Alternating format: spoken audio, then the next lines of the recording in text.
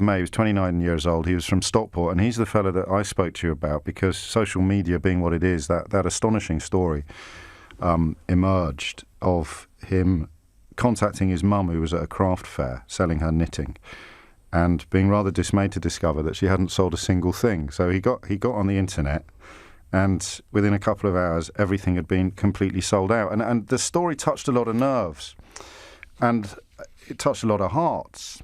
And then Martyn's brother emerged into the public sphere, Dan, with a couple of interventions that even now, with a little bit more hindsight and a little bit more time for feelings to settle, his intervention was quite incredible, talking about effectively how his late brother, who was very recently murdered, would have revelled in the social media attention that elements of his own life and elements of his own story were receiving. The joke was that it was almost as if Martyn had planned it himself.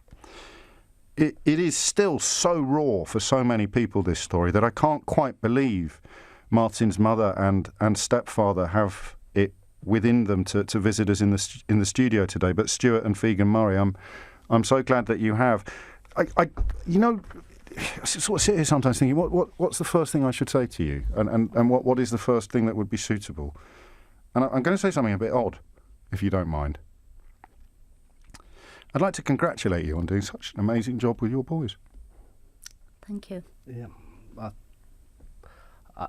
Yes, I think it's a shame. I feel bad that after all, it takes something like this to realise how wonderful they all are and how they've all rallied round. So, and how they all cope. Yeah. Because it is clear that you have two sons here who are examples to us all. One's still with us and dealing with this in the most astonishing of ways. Dan, urging people not to allow it to be used to denounce immigration or to turn us against each other, and you stepping up to the plate, as it were, to send out a very similar message. Why, Figen? What's your motivation? What's sort of driven you to this? Well, I echo what Daniel says, because I think Martyn he had such a zest for life, such a hunger for life, that he was a positive person. He was kind. He was big-hearted, and I also, like Daniel, feel I don't want to buy into the negativity that's out there at the moment. You can understand where the negativity comes from, Stuart, or not? Yeah, I suppose my take is that through this experience, I have received so much warmth, generosity, kindness on a scale that you could try and imagine. But until you've actually been through it, you just don't. I would never have appreciated the scale of it within the world. It's not. It's just amazing what's gone on, the messages and things being done all around the world. I cannot believe how much is out there, and it's overwhelming. It sort of cancels out any other evil that's there, and it might seem like we're not grieving and we're looking at it wrong, but it's just so overwhelming what we witnessed. I just feel I need to tell people. And it's an important message. I wish I lived in a world where it wasn't an important message, but many people seem to feel compelled or empowered to tell everybody else how they should respond to a tragedy like this. And I'm thinking not of people like you who've been affected and touched so directly and so tragically by it, but people complain about why are they lighting candles, why are they singing songs, why are they having vigils, and you're clearly stating that it is of immense help to you to see these outpourings of empathy, I suppose. Yeah, the vigil wasn't just for us, it was for all the people who loved Martyn. It was a celebration, and I'm sure for the other people who've lost loved ones, they did that as well, and it was a celebration and a coming together, and partly grieving, partly reminiscing, and it was necessary for the community where he lived. There were lots and lots of people there who wanted to share that moment. And it was a testament to how many lives he touched while he was alive. He was, in some ways, he was as daft as a brush, wasn't he? Completely. the Coronation Street super fan, the guy that's popping up on telly with his tattoos, all sorts of. I mean, was that evident? I know you were in his life since he was 4 or 5 years old, Stuart. So was he always like that? Was he always one of those people that seemed to be, shall we say, dancing to his own particular tune? Most absolutely and most definitely, and at times it could almost it could be annoying, and I feel so bad that I didn't appreciate that what he did actually in that sort of media world, in that sort of internet world, touched many hearts, and people appreciated it, and he used it to cheer people up and help them get through things. So yeah. But living with it could be overwhelming as well. Yes, well, I can imagine, and I mean, you're referring to the fact that people like the sort of Radio 1 breakfast show host Nick Grimshaw was set back to discover that this bloke who he loved on Twitter was one of the blokes who died. You knew he was at the concert because his brother didn't, Figen. I didn't know, you didn't know? I didn't know because he was supposed to go to America on the Wednesday, 2 days later, and I thought he's at home packing, and then my 19-year-old daughter woke me up and said, "Mum, there's been an incident." And of course, as soon as she mentioned explosion, I just jumped up, and that was it. And your daughter knew that he was at the gig? She didn't know either. Right. His friends got in contact with her, asking if he's been in touch. And so how long did you have to endure that period of not knowing? Do you know what? About 1 o'clock in the morning, I just said to Louise, he's gone, I can't feel his energy anymore. It's just not there anymore. I can't feel anything. Mother's intuition. It just wasn't there. Yeah. There was nothing. But we didn't know for sure and you until still the had day a after. Glimmer of hope. Not really. Really? It's hard, isn't it, when you know that it's not there anymore. Yeah, I mean it's you. You're telling us. So I mean, we sat at the Etihad with all his friends and some family members waiting for the news. But actually, it was the more the hours went, we all knew. The longer it goes on, the less hope there is. Yeah. It never gets extinguished completely until forgive me. Somebody tells you. Well, what happens? Do you take a phone call? Does someone knock on the door? No. They took us in a room, didn't they? The poor family liaison officer. There was about, and it was very good of them, but because Martyn's had a lot of friends who were family, so there's about 15, 20, probably more of us in a room. But they told us all together. But it was quite an emotional moment. That. When did it become real, Stuart? It's hard. It still doesn't seem real. It seems like I'm in a bubble. I'm guessing it's. You keep looking at yourself and am I here and should I be just at home crying? And we do cry at home. I don't want you to get the wrong message that we're not upset. We do cry. Figen cried last night in bed for quite a period of time, didn't you? So we do cry, but it does seem a bubble as well, you know, that suddenly we're here doing this kind of thing. But, you know, you just have to...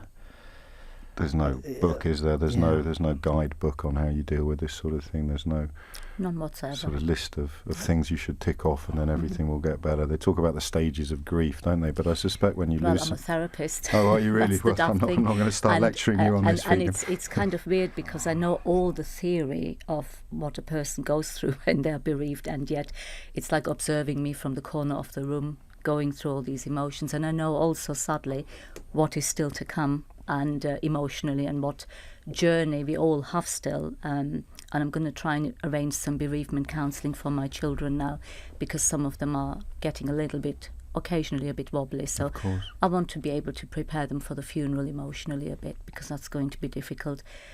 But yeah, it's a journey.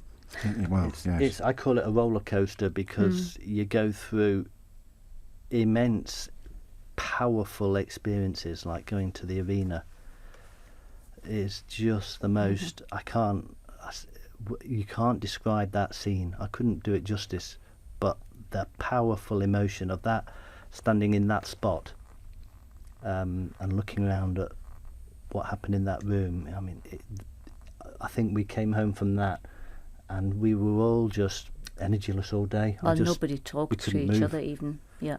But they're so we go through experiences that have just like blow every sort of emotion you can, to then going to the concert, you know, meeting Ariana Grande, you know, and She was immense, wasn't she, that night? I know it's a sort of slightly glib thing to say, but for a young woman to rise to such an unpredictable occasion like that. Yeah.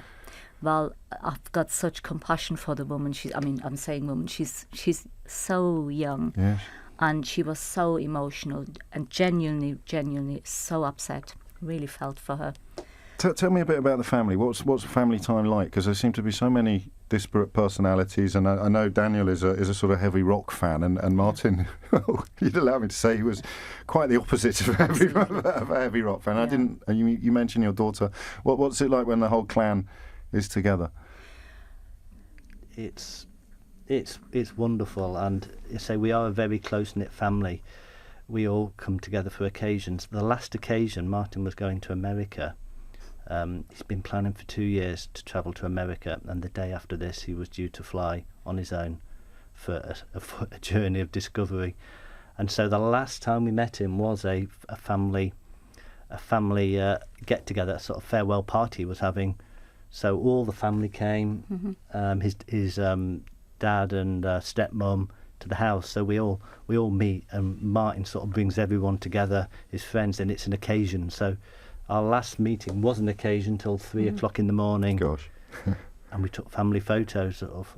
Which is sort of... So Not realising how important the last photo we took is going to be. Of course. it was always an occasion with Martyn when he came round. It was party time. But that's the impression that those of us who never met him get. It's as if he was just one of those people who brought a sort of atmosphere with him when he turned up. Boundless energy and fun. It's just all about fun. How's his partner getting on? How's his boyfriend getting on? Okay. Yes, I think Russell's quite upset. Yeah. very. It's amazing how people react so differently, isn't it? Some people derive enormous strength from doing what you're doing. Some people just want to curl up under. Having said that, we are very close with Russell and all his friends, really, and we have a WhatsApp group where we support each other, and we meet. I mean, Russell was at our house yesterday, and if I'm worried about one of them, I will contact one of the others saying, look, they're a bit raw, can you just support? So there's a close network, not just family, but also the very close friends he had. Plus Russell, we're all one big family, aren't we, really? He did a wonderful speech at the vigil.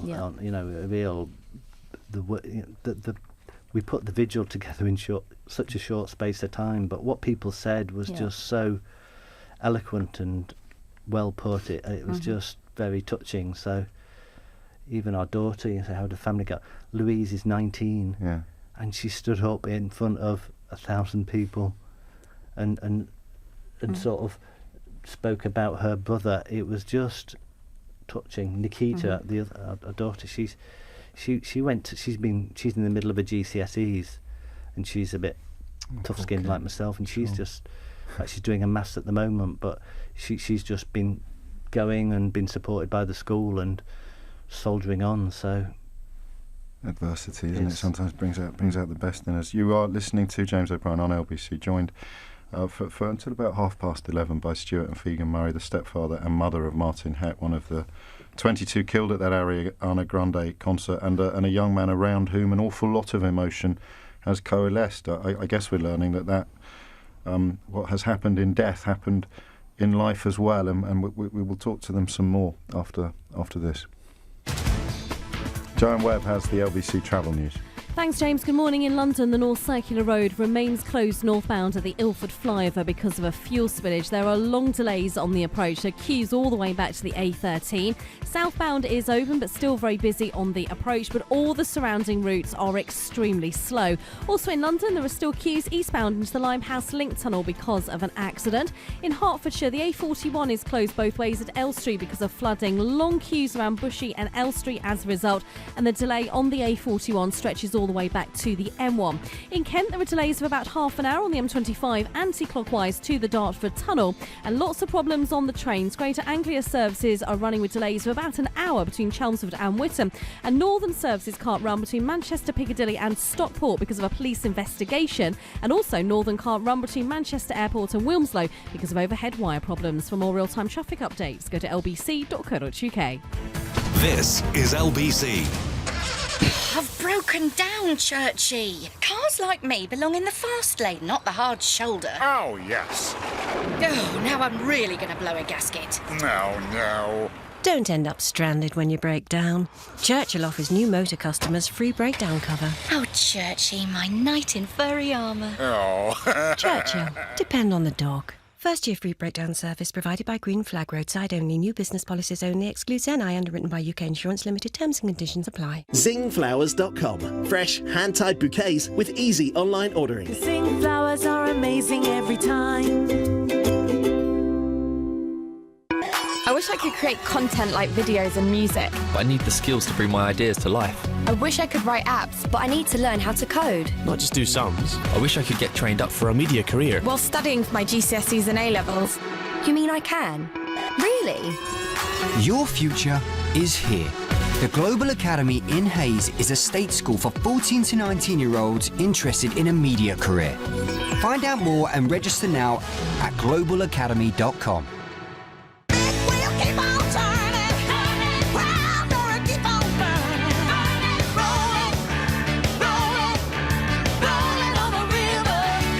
With breakdown cover from the AA, we'll do whatever it takes to make sure your big wheels keep on turning.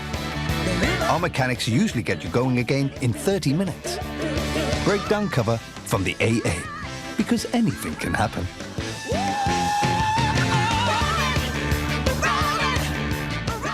Match, Malcher, workplace chair, pension, pop.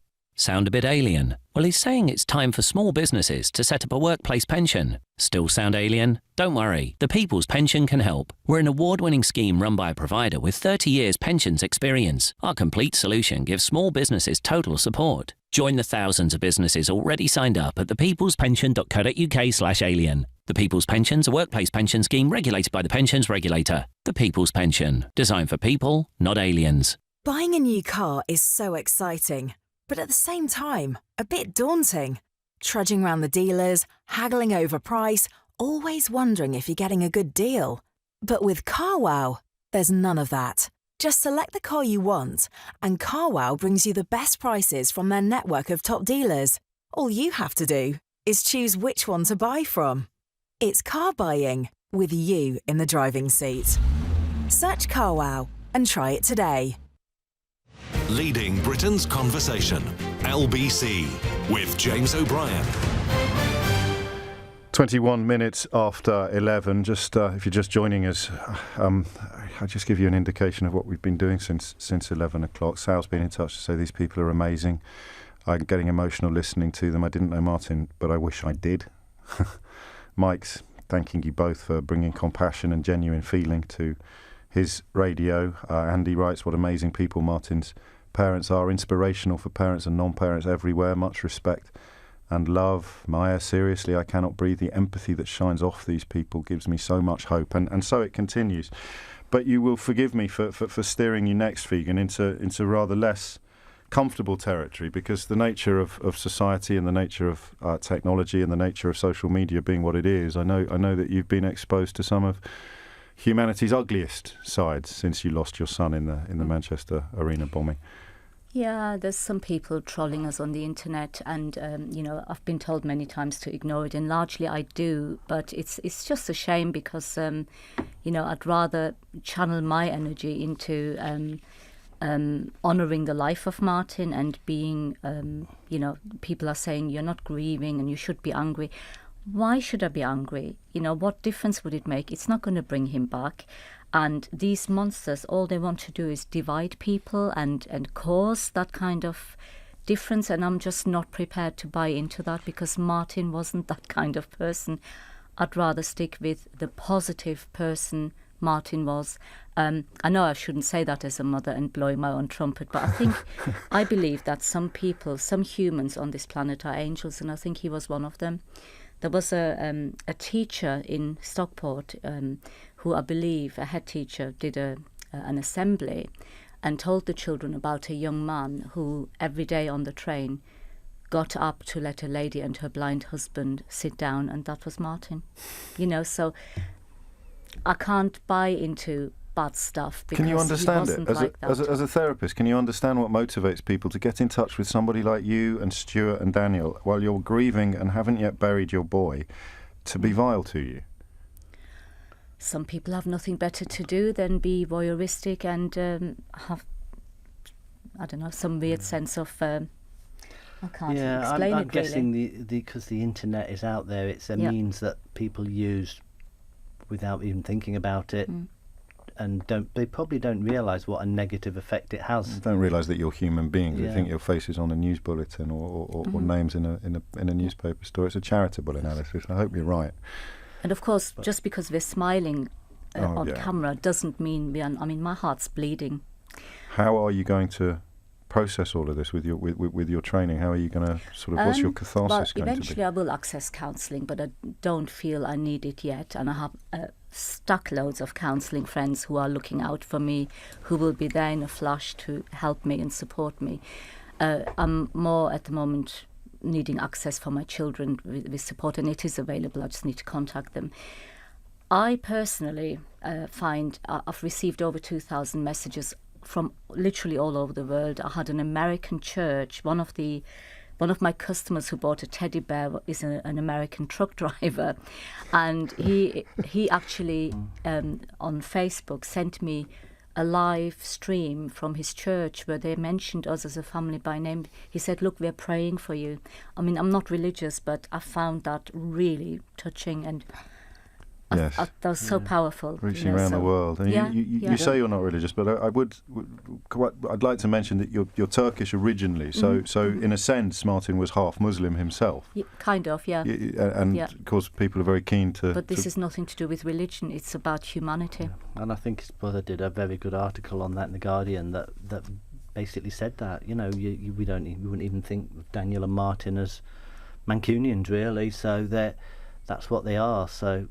It's not about religion. It's about I don't even know what it was about. If somebody could tell me why they did it, I feel sorry for the person that they had no cause behind what they'd done. They did no good. Martyn, we are fortunate that the love, the kindness, and the comments we've had of what he's done for them. I think it's the small things in life that you don't realise what you're doing, that how it impacts upon people is what's coming out. And that's almost an answer to the question you posed. If we sort of posit that he did it because he hated joy, one of the reasons why Martyn has emerged from the sort of ranks of the casualties and the dead is that he seemed to be such a joyful person. So it's almost the yin and the yang of hate and love, hate and joy. I think it's you who said that, didn't you? That evil stood next to good at that time because he was very, very, very near the person who did this. Well, we originally said he was in the wrong place, wrong time. But actually, we sort of joke about things, and we don't mean it as a joke, but perhaps it was meant to be, that guy chose the wrong person, and he literally stood behind Martyn, which sounds awful, but he stood behind Martyn and let his bum off. But he didn't know the wonderful person Martyn was, and what he unleashed as a result of that in a positive way. And to me, the positivity is so much more powerful than the negative that people are sort of thinking it is. How does that work? It's possibly a little bit too early for you, but I always remember the sister of a little girl called Alice Gross who was murdered by, I think, a Latvian gentleman, and the usual suspects focused upon this, his foreignness, the fact that he'd come from overseas. And the sister said, "Please don't use my sister's murder to score points about immigration." And there's an election today, so one can't talk specifically about politics or politicians, but there are no prizes for guessing who queued up to completely ignore the wishes of a grieving sister. Many people will completely ignore your wishes. You're prepared for that, I hope. In what sense? Well, in the sense that plenty of people are going to be trying to make points about immigration and points about Islam and points about... Do you know what? I'm technically speaking an immigrant myself. Yes. So... I guess when things like this happen, it's easy to react in an angry way. Yeah. And I think that's an angry response. And I've had people around me saying you should be angry about this. But you've got it's not about that. So I don't want to flip out and be angry about immigration, because that's not what it was. That's not why they did it. I don't really know why they did it. That it was. Do you want to know? Do you care? Would it help? Well, No. I know it's an evil act. I'm not religious, but how could anybody just release a bomb into a room, and I've stood in the room full of young people, young children, whether you have a strong religious view or not, that actually standing there and doing that, it's just pure evil to do that. That's not humane, is it? And but fortunately, it's a small part of the world. It's a very, very small percentage. Yeah. And it doesn't make any difference whether I know why he did it or not. I just feel the way I make sense of things is it was Martyn's time to go. He packed 3 lifetimes into one. I have a friend who lost a little boy much younger and through much less extraordinary circumstances, a medical tragedy. And he said to me, genuinely, in the days after he lost his boy, he said, honestly, you won't believe me, but right now I'm focusing on how lucky I was to know him at all. Exactly. And I also feel very privileged to have given birth to Martyn. Really proud of that. And every moment that I remember now, I should have treasured more, but little did I know what's going to happen. But I still have a smile in my heart, although my heart bleeds. Yes. I have to hold on to that. Will you stay with us for a little longer? Can we come back after the news? Is that all right? Stuart and Figen, thank you so much. You're listening to James O'Brien on LBC. Simon Conway has the headlines. A police officer who was stabbed as he tried to tackle the London Bridge attackers says he's sorry he couldn't do more. The British Transport Police officer is seriously ill in hospital after being stabbed in several places while confronting the terrorists with only a baton. A French man who was among the 8 victims of the attack has been described as perfect by his family. 5 people are now being questioned in connection with Saturday's attack. The FBI director sacked by Donald Trump is giving evidence to the US Senate Intelligence Committee later. James Comey has confirmed he told the president earlier this year that he was not under formal investigation over links to Russia. LBC weather, rain and strong winds moving north across much of the UK, staying dry in the southeast and a high of 18 degrees. This is LBC. When you hear a PPI commercial like this, you think, I wonder if I ever did have PPI, and maybe I should claim with the deadline being announced. And then you think, but I'm not sure where my paperwork is. So you end up doing nothing. Well, here's the easiest thing in the world to do. Just text the word EASY to 60777 and the claims guys will conduct a free search to discover if you ever had PPI. And then you can decide to pursue the claim yourself or get the claims guys to do it for you. Text EASY to 60777 now. The claims guys. If your neighbour fed your cat, here's what to do. Zing them flowers and they'll do it next time too. And if you want to make a date and be more than just a mate, zing her flowers and she'll stick to you like glue. Zingflowers.com. Fresh, hand-tied bouquets with easy online ordering. Divorce can be expensive. It affects your finances, assets, home, savings, pension, and most of all, your relationship with your children. It's probably one of the toughest times you'll ever go through. Cordell & Cordell understands these issues and helps men maximise their roles in their children's lives. Call now on 0330 60 60 161 or visit cordellcordell.co.uk. Office in central London. A partner men can count on. The life of a van driver, a life of surprises, a life we chose without compromises. We're a bit different, more than just a van. Not all bacon sarnies and right arm tans. Days unique, sights ever-changing. Freedom, flexibility, jobs wide-ranging. A life on the road, one without strife. We're van drivers. This is our van life. Live your van life in the new multi-award-winning Toyota ProAce. What Van Light Commercial Vehicle of the Year 2017. On contract hire at £199 per month. Toyota, always a better way. Pro Ace Comfort Medium 1.1695 DIN HP. Available on contract hire at £199 per month over 3 years. Initial rent of £1,194. Business users over 18 only. Excluding VAT of 20%. Conditions apply. The FCA has introduced a deadline to permanently end claims for missold PPI. When this passes, you could miss out. And with billions of pounds still to be repaid, some of that money could be yours. So call now and speak to Claim for Refunds. We have helped thousands win millions since 2009, and we could help you too. All we need is the name of your bank. So if you've had any loan or credit card, let Claim for Refunds find out for free if you had PPI. And if you have, you can claim yourself, or we can handle it for you. It's up to you. And if we don't win your money back, you don't pay a penny, guaranteed. You could be owed thousands and not even know you have PPI. Call 0800 180 8180 or text PPI to 88882. James O'Brien on LBC. Call 0345 6060 973. 11:34 is the time. Mystery Hour on the way at 12. We'll catch up with the situation in America, the unfolding situations, plural, in America after 1:45. Until then, we stay with two of the most remarkable people it's ever been my privilege to have in the studio. And I know that's a sentiment that a lot of you share. Caitlin writes of what a strong, courageous family they are, a true inspiration to all in these dark times. Lauren, what a lovely couple. Martyn's mother is such a strong woman. My heart breaks for her family. And then, all right then, you can have this one. What a powerful show you can do, James, when you're not allowed to talk about politics. Maybe you should take the hint. I don't know if that one's going to work. Stuart, we should mention that you, like Figen, have a sort of professional, I use the word qualification for want of a better word, to deal with scenarios like this. You're a GP and you help other GPs train in, well, the word you use is resilience.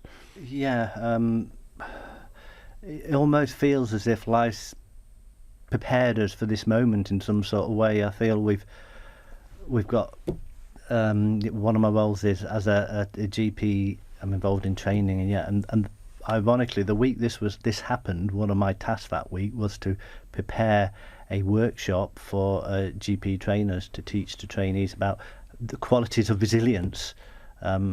Little did I know that I would actually have to live the experience and go straight to the practical almost. Does it work? I mean, because you never know, presumably, in the arena of either therapy or kind of medical support, you never know whether the things that you're teaching people, the tactics that you're learning and sharing, are actually going to work until you're faced with a tragedy yourself. It's very true, and I still keep thinking, are my resilience skills working, or am I going to fall flat on my face at some stage? Could be both. And I'm sort of, it's like another bubble looking in on yourself as to what you're doing, what you're saying, and but I sort of talking to relatives and ourselves and what we're all going through.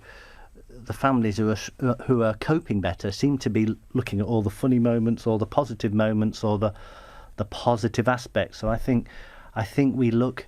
It might seem like we're just talking very positively, but I think that's how you cope as well. And we draw all the good things about Martyn. We focus on them. There's a sense of mission in the way you're speaking, as if you want to help other people, perhaps, who are faced with tragedy, or which is, if you'll allow me to say, it's astonishingly soon to be thinking of others and wondering about the help you might be able to offer them. Gosh, thinking of others is what our jobs are about, aren't they? We always think of others. Of course, we're in caring professions, both of us. Yeah, I've been through a great tragedy, but I look at other families involved, the other 22 victims, and I feel it's so strange, but I actually feel they've got a worse hand than us. You know, you think, I feel sorry for what they're going through, because some of them, it just seems like worse that the younger children have died who didn't have a life. So I think that's even harder. I feel that Martyn has had something of a life and really fitted in. Made the most of it. He certainly fitted a lifetime of partying and fun into his time. He certainly did. I think one of my favourite stories is that he took his laptop on holiday so that he could Photoshop his pictures before he put them on the internet to make sure he looked. We were never allowed to place any photos unless they had his approval. Anyway. And if I die now and I get the recognition that Martyn's got, and know that I've touched hearts like he's touched, I would take that lot. I think I strive. I'm constantly striving to get that in life. I'm sure we all are. You can't take to feel that you've made a difference. Yeah, a positive difference. You can't. Material things don't mean anything. But if you leave life and you've made a difference and impact on others, and that's what messages we're getting, that they'll long remember aspects he's done, and that's why Figen's. And I've had a tattoo. I'm 56 and I never liked tattoos, but I have been inspired by Martyn. I've got obviously the Manchester Bee, and I have #BeMoreMartyn tattooed. I have no idea what a hashtag is, but it sounds good and trendy and modern, and and I'm trying my hardest to be more like Martyn. To be more Martyn. A few people have hashtagged me that already and expressing their admiration and warmth towards you. Martyn with a Y, we should add. That's right. #BeMoreMartyn with a Y. I hesitate to ask you this, but you've mentioned your own resilience, so I will. Do you think about his killer at all? Me personally, I'm thinking, well, he was a very, very young man who's been misled and who's been radicalised and brainwashed, and what a shame he did this. That's about as far as I go. I'm not prepared to go any further with my thoughts, because that'll lead me into bad territory, and I don't want to do that. It's not what it's about. Stuart, what about you? I just feel he's wasted his life. Yep. That's all I can think. Mm-hmm. What a waste. Where's your recognition? You've been misled and you wasted it. So I sort of feel, if anything, sorry for them that that's all they could do with their life. Mm-hmm. I can sort of dissociate between the event itself, but that's what he's done. I look at Martyn and think, well, Martyn, you haven't wasted your life. I'm really proud. I was going to do proud to be Martyn's dad, as a tattoo, but stepdad, dad. It's a lot of letters. It's a lot of letters, Stuart. I'm proud. I'm proud to have been, in Martyn's life. Did he know that? Did he know how proud you were of him? I think he did. I would hope so, yeah. And you've always sort of, as a parent, look back. I wished I'd said it more. Wished I'd. But my last moment with him was before he said farewell to go on holiday. He gave me a cuddle, and at the door, and then he came back and gave me another cuddle, and I had a tingle down my spine as to why you give me a second cuddle. You sort of look back. That's a bit odd. It's almost as if am I going to see you again? It's so I was, again, I feel lucky that as a family our last moments were like a farewell party for him. So again, some of the families involved haven't had that last moment, but I think we sort of tied up all the loose ends, if you want. So we'd actually said that we were proud of him in a way before he went, didn't we? And that he was going away on this great journey of discovery. And he never just had one party. He had parties for 2 to 3 different groups of friends. So everybody feels they've said their goodbye. Because he'd done his going away parties. The final departure is in some way easier to process. Yeah. So a lot of people are at peace about it. It's astonishing to witness your strength in the face of this. But the more I speak to you, the more I understand it. The more I can be, and I'm speaking for everybody listening, obviously, the more I can understand how a response that may at first glance seem remarkable in many ways is the healthiest response of all. How do you think you'll continue it, Figen? Well, obviously at the moment, the last thing I can do, my job just halted. I can't now at the moment work as a counsellor, and I have no idea when I can return, if I can return to my job, because my grieving hasn't properly started yet. But I've had some medical issues 2-3 years ago, and they got me quite down. And the way I processed that is I wrote a book, and Martyn of course, helped me publish it.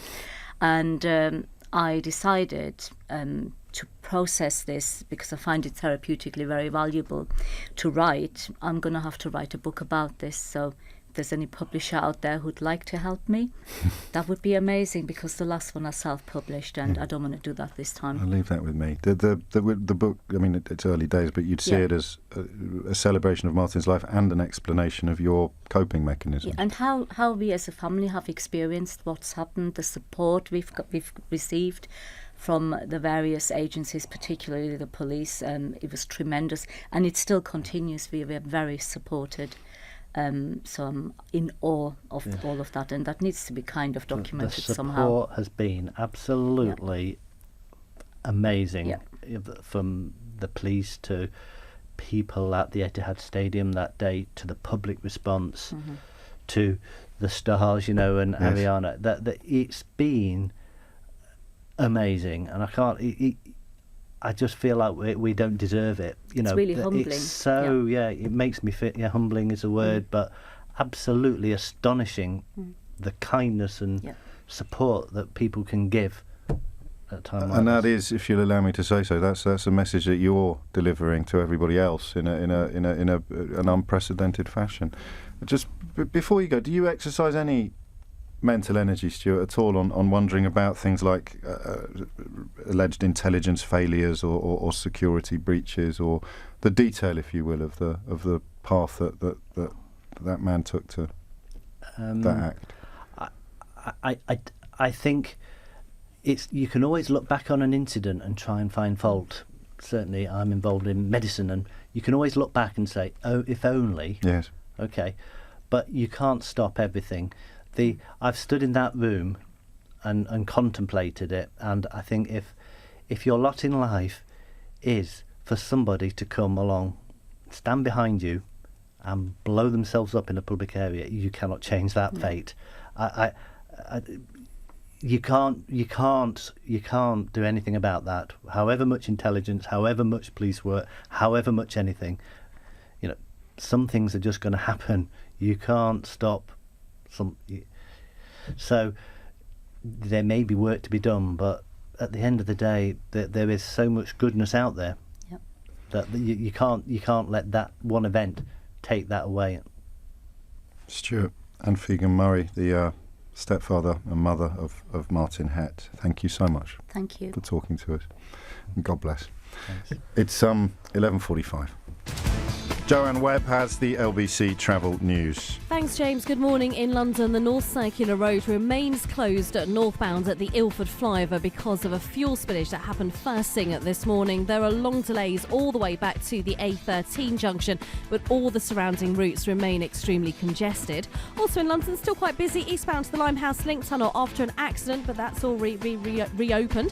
In Hertfordshire, the A41 is closed both ways at Elstree because of flooding. There are long queues from the M1, but all the surrounding routes around Bushey and